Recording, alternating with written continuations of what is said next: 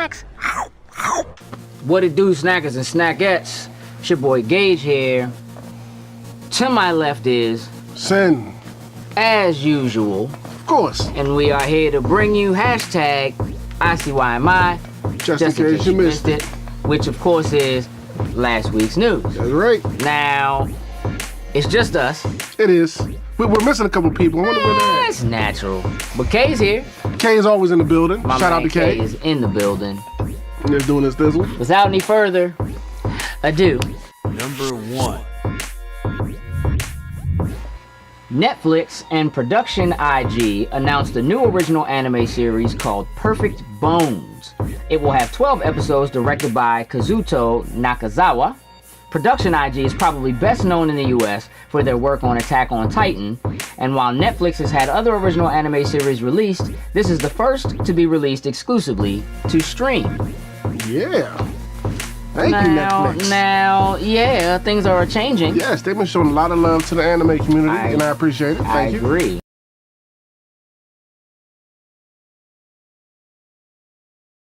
So yeah, Netflix is definitely showing a lot of love to the anime community. They are. And I wonder whether or not this trend. Obviously, I would say they must be getting pretty good traction on. Yeah, the ones they already have, like Nice to Sonoma, I think is one, and Seven Deadly Sins. Seven Deadly Sins, right?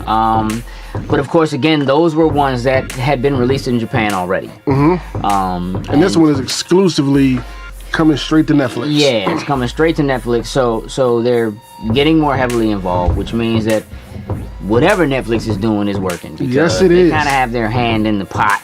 They do. They got Marvel. The anime. Lots of pots. Anime's coming straight to them now. Lots of Like, pots. yes. Good things. Yeah, man, it just makes me like, what do you think the next thing Netflix like? What do you think like coming out of left field? Something DC showed up on there. That's exactly what I was something gonna say. DC, It's like, yes. Yo, what if it was like something Image though? They was like, yeah, we gonna go back to that old school Spawn HBO joint. That would be dope. That would be dope. Or who is it that just got the big deal with all their comics? Is it Variant? Yeah, Variant just got a big. I mean, yeah, it could be. I mean, some of their stuff could probably start showing up on there. Yeah, they could pretty much do what they want right now. Netflix is running the game right now. Yeah, and they are solid with their programming. They writing checks, bro. Oh yeah, they writing checks that they can cash. No doubt, because I'm paying them every month. Oh yes, no doubt. Yeah, I can't cancel that. Toy be trying to hit me with it. Do we really need Netflix? Yes, I'm that. You didn't tell me that was coming. You didn't tell me that was happening. Oh yeah. We gotta have a talk. Yeah. Shut all that down. Nah. Number 2. Speaking of Netflix, the spin-off to the late 80s TV sitcom Full House released to the streaming service last week. Fuller House sees the Tanner children, excluding Michelle, return to their roots in the home they grew up in, and sees good old Kimmy Gibbler even return to move in to the old house. All right. Now I know I've had a chance to actually watch it. I know you've been having a marathon of it. Oh yeah. How you liking it so far? All right, so it's good. It's it starts out. It's just it feels a little strange because it's a sitcom. Like there are other sitcoms that are available on Netflix, but in terms of old school, like filmed in front of a live studio audience, right? Kind of like there isn't anything, and so like I don't know, like some of the timing and. There's definitely some like kind of corny like throwbacks to some of the originals. So like they reuse some of the old jokes, and it's all nostalgia. So it's not bad. So the first episode starts out a little bit like, all right, this is kind of cagey, but it's like you still good to see everybody. So I mean, first episode is a little okay, but I mean, it catches you and it grows on you. And it's like if you remember the show, then there are things that they do. Like I was laughing at stuff that I'm watching it with my little one, so. She watches the original show. Okay.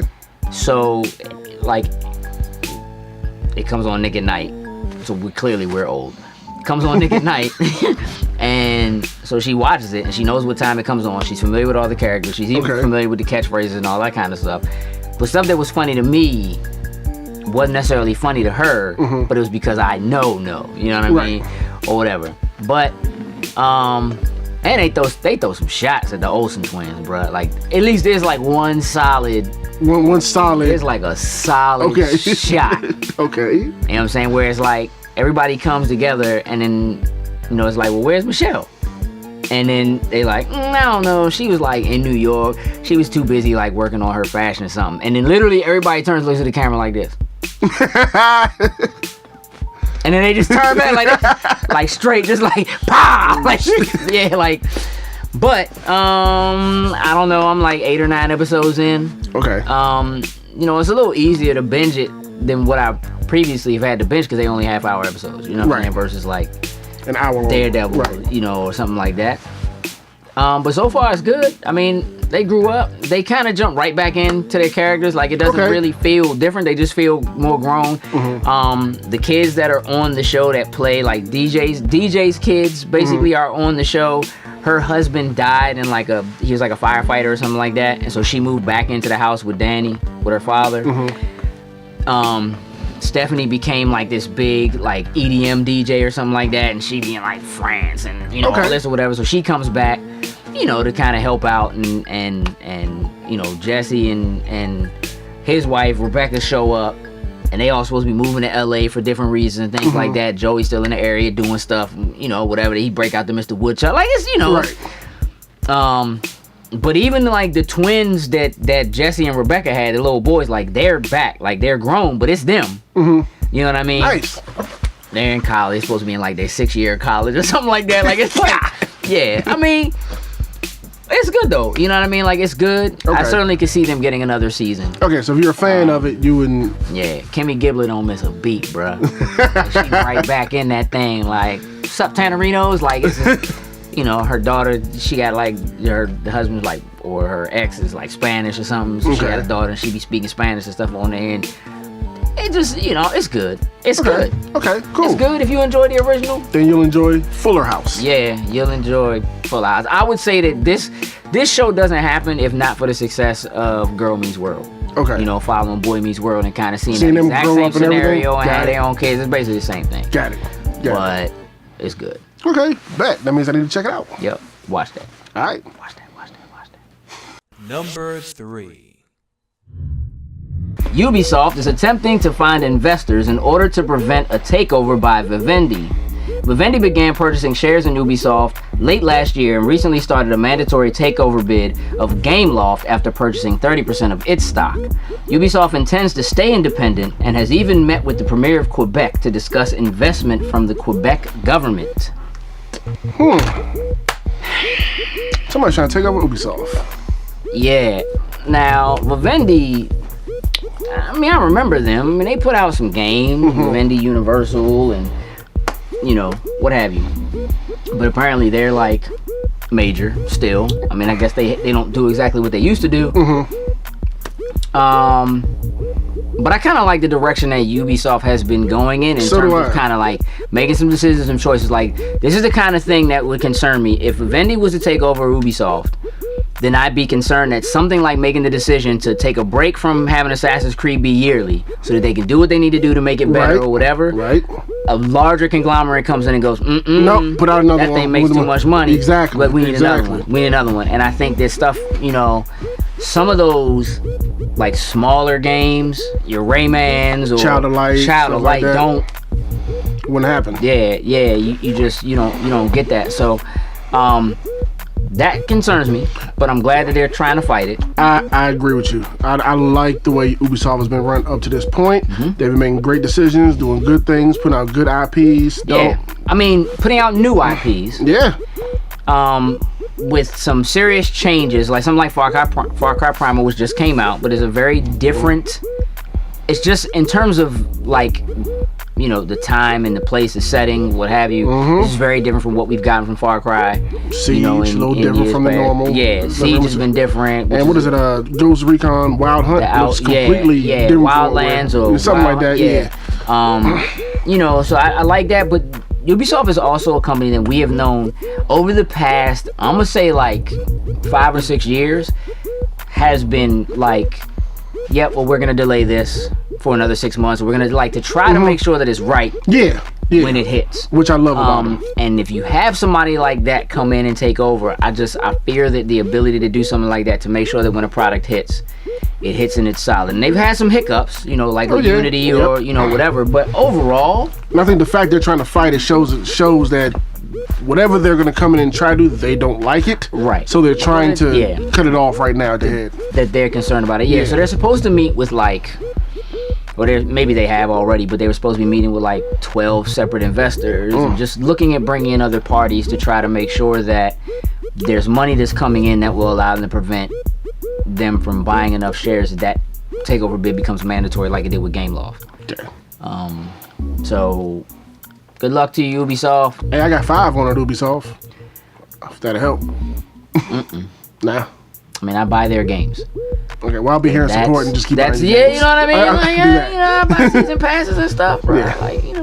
I'm good. I'll even purchase some skins for you. How about that on Rainbow?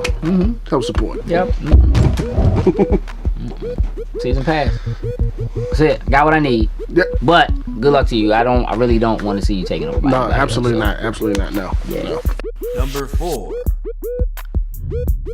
2 weeks ago, we were treated to the first half of the Daredevil Season 2 trailer, which heavily featured the Punisher, and last week, we got the second half of the trailer, which gave us our first really good look at Elektra. That we did. Trailer part 2. Yeah, so that's how we doing now? We just... Apparently. So, I guess it's Marvel Netflix thing. Trailers with a cliffhanger. Yeah, that goes into another trailer to get you ready for the show. So, yeah, I watched this and I wasn't as excited about Elektra as I was when I saw The Punisher. I agree. But I was excited for the show, seeing what's going down and what's coming. All right, so look. We are connoisseurs of all things movie, especially old school, that are like guns and fighting. Yep. So she was putting them hands, yes, there was work getting done. Oh, yes. One of the things I loved about the first season of Daredevil was the hands. There beautiful. was it was beautiful. Some wreckage. Beautifully done, beautifully choreographed. Harking back made me feel good about my kung fu flicks. You know what I mean? Of yore. The Punisher stepping in. What it looks like, at least in terms of the, it's not quite like Chow Yun Fat double glocking with, diving and whatever, but still, looks like good shootouts. Oh, yeah. So, yeah, because right now, not only does it look like it's full of action, but the story looks like it's still where I needed to be. Exactly. In terms of pacing and what's going on, and just having this triangle between the three. That's gonna be amazing in season 2. Yeah, that's gonna be amazing. I'm ready. Yeah, I'm ready to see Daredevil go at it with the Punisher. I'm ready. I'm sure it's done. I don't even know why y'all need to wait. Right, just give it to me right now. Just put it out. Yes. Just put it out. That's gonna be a weekend I can't wait for. Yeah, it's gonna be a serious weekend. Yeah, I'm about to binge watch the first one again just to get ready. Can't do that. I can't right now. I gotta just Fuller House. But no, but yeah, I'm ready. Yeah. I'm ready. Okay, you ready? I'm ready. Yes, sir. I like it. Let's go. Right. Number 5. In the wake of Deadpool's success, we recently got word that Wolverine 3 will be shooting for an R rating. Not to be outdone, Warner Brothers just announced that the Blu-ray release of Batman vs. Superman, which hasn't even been released to theaters yet, will receive an R-rated Ultimate Edition. So that means there's R-rated content that has to already exist? Exactly. Or there's something fluke happening here. I mean, it's one thing. All right, look, I'm one of those people who, for years, I have so many DVDs and Blu-rays, it's ridiculous, okay? The collection is stupid. Tried to move out of that and went digital. Got all digital. It took me forever to take what I had and make it digital. One thing I miss about DVDs and or Blu-rays is behind the scenes stuff, whatever. Right. But one thing that would always give me, I was always the sucker dude who for would the be unrated versions. Not even necessarily that, but it'd just be oh, this joint got an extra 6 minutes of footage.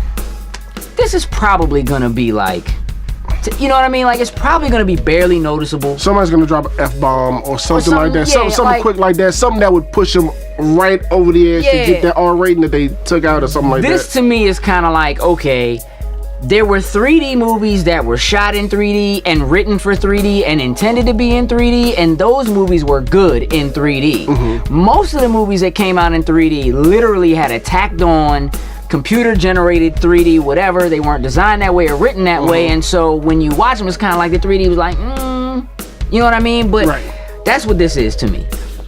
Deadpool was written and designed to be rated absolutely R. Period. Absolutely. Wolverine 3 is not written yet, or if they are, you know, they haven't started shooting yet. So they can make it a genuine rated R film. This is riding the bandwagon to me. I don't like it. Of the rated R stuff. I don't like being it. so like, popular right now. Ultimate Edition says to me it's going to cost more money. Of course. We're going to, you know, whatever. Of course. And I'm not with it. I have sneaking suspicions that whatever it is that's in there that makes it rated R. Yeah, it's something slight that if they put it in there, they would have to make it rated. It's something right. It would be very different if it was one of those like American Pie unrated versions, where they just let everything go and you know whatever, because you can do that when you hit the release. That's one thing. But jumping on there and being like, the movie not even out yet. Nope. Oh, but when the Blu-ray comes out, it's gonna have a rated R version. Really? You just gonna try to ride that wave? Like, I'm not feeling it. Don't do that. Don't do that. Yeah, I saw that. Curate your content to be what it is and leave it as such. That's how I feel. Now, I would love to be surprised, and I get it. I'm like, okay, oh yeah, y'all had all this stuff. Okay, I didn't know. Cool. Don't get me wrong. If Batman makes Superman bleed way better in this than he does in the movie, cool.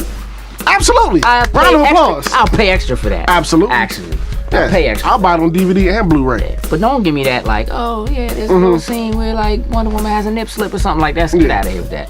I don't want to hear that. No, thank you. I don't want to see that. No. Ladies and gentlemen, that's been hashtag ICYMI. That was just last in week's case news. you missed it. What I'd like for you guys to do, this is a call to action. I would like for you guys to hit that subscribe button at the bottom. That one at the bottom? Yeah, the one at the bottom. Okay. I think it's on your side. Okay, so it's on my side. Okay, that works. Hit the subscribe button. Please go check us out. We have a podcast. We're on iTunes. We're on Stitcher. Like, you can go find us. Snacking and Hanging, Low Snacks Podcast. Do us a favor, subscribe, download. Greatly appreciate that. Please. Ladies and gentlemen, you all have been great. Drop us a line, a comment, shoot us an email, let us know what you want to see. Greatly appreciate it. And do me a favor, holla at Creative Hands, Multimedia. Absolutely. All your video and audio needs. Because he makes us look good. Right, Kay? Make us look good? Yeah. Yeah, you do. Make it sound good, too. That, ladies and gentlemen, we're out. Toodles and Loos.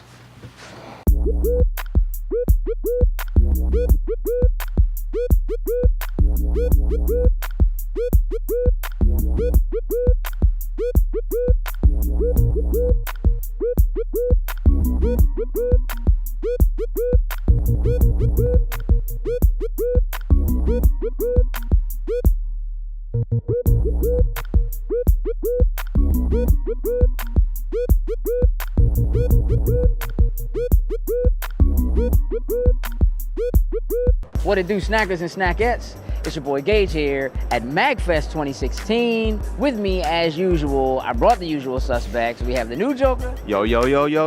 And over on this side, I'm gonna reach across here. Watch this. Hey, everybody. And with us right now is the Baroqueen. Baroque, not broke. Baroqueen. Miss Emily Davidson. We caught Emily yesterday doing a DJ set here at MagFest, which is a music and gaming fest, and it was awesome. Thank you. Great job, by the way. So, first and foremost, what brings you to MagFest? So I'm here mostly hanging with the Game Chops label. They're a video game remix label, so they do electronic dance music, but with video game music. So they take it and remix it. And I have some friends and family on the label. They've been DJing, and they kind of let me jump on board and DJ their booth while I'm here. So now, how long have you been DJing? So I've only been DJing about a year, but I am a professional musician outside of that, so I took to DJing pretty quickly. Now, how did you get, you're a professional musician outside of that, so you told me you play the cello? Yes. Okay. And that is what you do in your professional life outside of this. Okay. So how do you go from playing the cello to DJing?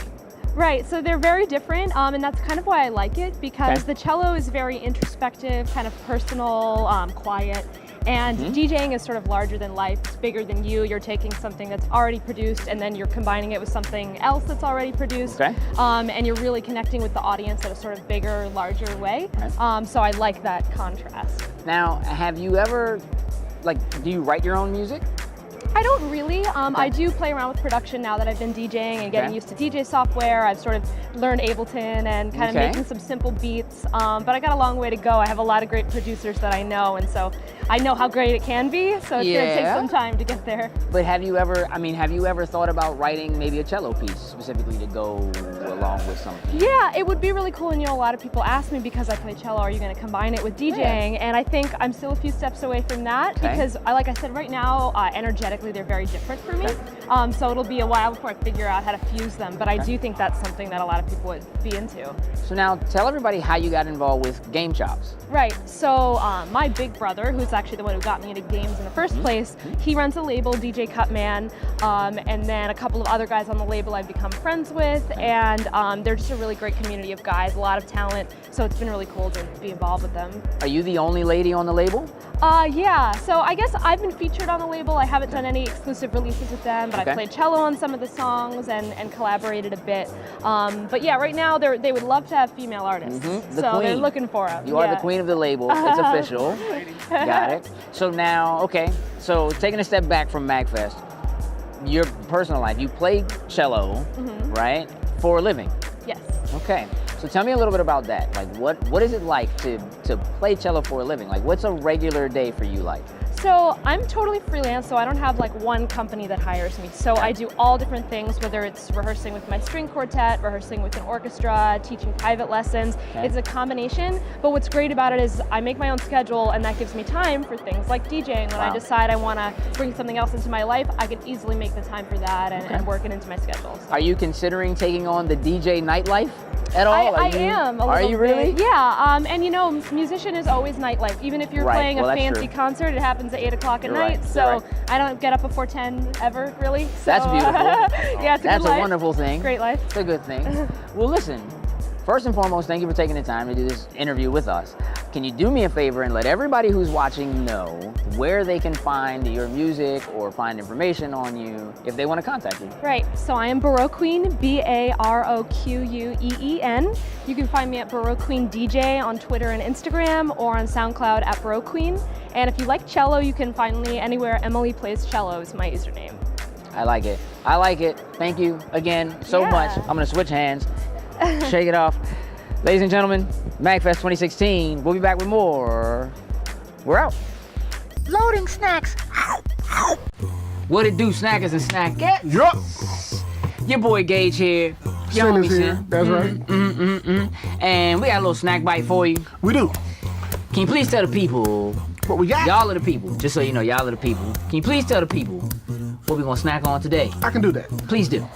Y'all know we like snacks here. We do. So picked up a snack for us to try, which are these Cupcake Oreos. We got snacks. That just came out. Limited editions. You got snacks. So I wonder if they actually taste like cupcakes, because the last ones we had were pretty good. The cinnamon ones. They absolutely were. Yeah. So they next weren't up chocolate. Nah. With the but these are limited filling. edition, and those didn't say limited edition. Good. That means they're gonna stick around. I hope so. Thank you. All right, here we go. Rip that thing. All right. So yours already open. Now, so go ahead and. They smell kind of like coffee. Like. Yeah. You know what I'm saying? Is that? I mean, it's like a deep, like a dark chocolate. Yeah, I got dark chocolate. Yeah, that's it. Cocoa. I don't, grab one. Okay. So immediately, look. So these are pretty thick. Like they're not. And what's crazy is that it actually says, okay, relax. It actually says on here, twist and lick. Filled. So because they're filled cupcakes, not regular cupcakes, I told you to relax, Kate. So there is, hold on, let me put this down. All right, let's just see. So look. So if you look on the inside, Cream in the middle. there is a cream in the middle. Yes, Now, there is. I'm gonna tell you what's not gonna happen. I'm not gonna lick this. No. I am, however, No. gonna bite it. We're not gonna do that. And Because see- Kane's about to lose his as it is. Yeah. And I need him to be able to concentrate on work. All right. Let's see what this bad boy's about. All right, so look. So I wasn't sure whether or not the actual cream part was actually going to be like inside of the chocolate part.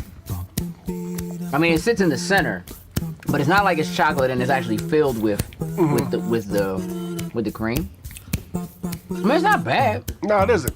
All right, I taste the cupcake on the aftertaste. I don't taste cupcake. I mean, I taste chocolate. They're not bad. They're not cinnamon good, but they're not bad. I mean, they're certainly edible. Yeah. Like, it's not an over, like, I don't necessarily like a lot of chocolate. I don't really like dark chocolate. I don't really like dark chocolate at all. It's not an overwhelming amount of chocolate. I mean, it's more than what you normally used to, because the chocolate in Oreo cookies is already kind of heavy as it is, and generally, like, the white cream just kind of offsets it. So this is still kind of a weird combination, but it actually tastes like it would be. I don't drink coffee either, but it tastes like it would be good with coffee. I'm a tea drinker. I'd like it with some tea. Yeah. This isn't one of the Oreos I would go for when I'm going to get Oreos. This wouldn't be my top 3 choices. But it's not bad. It's not good. It's not bad. It's right down the middle. Yeah, I don't dislike it. Yeah. I don't dislike it. But if you could spend your money on a limited edition Oreo, this isn't the one to do it. I don't think. Like, it's all right. Yeah. It's right down the middle. Doesn't taste bad, but it's not special. Like, it doesn't feel special. Like, I think that's the cinnamon perfect bun word. Yeah, that feels special. Like, yeah, they don't feel special. That's the perfect word. doesn't feel special. Yeah. For the most part, it feels like you're eating Oreo. Kinda. With a bunch of extra chocolate. Yeah. Just. So I don't know. Maybe the trick is to actually twist and lick, and we didn't follow directions. Well, go ahead and get another one and twist and lick. By all means, bro. Oh no, I'm good. I'm good. Okay. You want to twist and lick? Sure. Here. Help yourself. Now, clearly they're not bad because my kids have certainly been Destroyed. Oh, shoot. Oh, the twist and the lick. What do you think? Yeah. You like it? It tastes like a cupcake. It does taste like the cream tastes like a cupcake, like the cream, because it's not like you getting chocolate and cupcake, like you just getting. Yes, it tastes like a cupcake. Okay. Okay. A Kevin cookie, a Cruz. cookie and a cupcake. I would actually rather see Hostess put out a cupcake that had Oreo cookie in it. That's what I think. Crumpled up Oreo on the inside. I think you see what I'm saying. Like, yeah, let's man, go. Oreo brownies, those are so. That's that's. There you go. The brownie batter ones are good, but yeah, do that. Do it the other way. Yeah, that'll the work. other That'll work. Kay, what do you give it? It's a yes, sir. Yes, sir. I like it. All right, fair enough. Kay likes it. I'm okay. I say don't spend your money on it. I said the Get a exact different same Oreo. thing. Yeah, not one of my first choices when I go to the stores. Like I said, it's further down the list. Nope, not at all. Yep. Ladies and gentlemen, that's been a snack bite. Yes, it has. That's been an Oreo cream-filled chocolate cupcake. Wait, filled cupcake. Yeah. Cream Oreo. filled chocolate cupcake. That's what I said. Okay. Oh, okay. we just reiterate. Just making sure y'all got it. Right. Do us a favor, hit the subscribe button. Please. Let us know what you like, what you don't like, and if Please. you got a favorite Oreo, please tell us what it is. Matter of fact, if you have a favorite snack that we haven't tasted and you think we should, by all means, let us know Tell what us. it is. We'll track it Drop down. it in the comments. Shoot And us we'll an taste email, loadingsnacks@gmail.com. Yes, sir. Don't forget to go follow us on Instagram, on Twitter, On Facebook, on YouTube. and make sure you go holler at us on the podcast. You can find us on iTunes. Just look up Snacking and Hanging or look up the Loading Stacks Podcast. You will Yes. find us. In didgeridoo. And With that, toodles and loo. we're out. Loading snacks.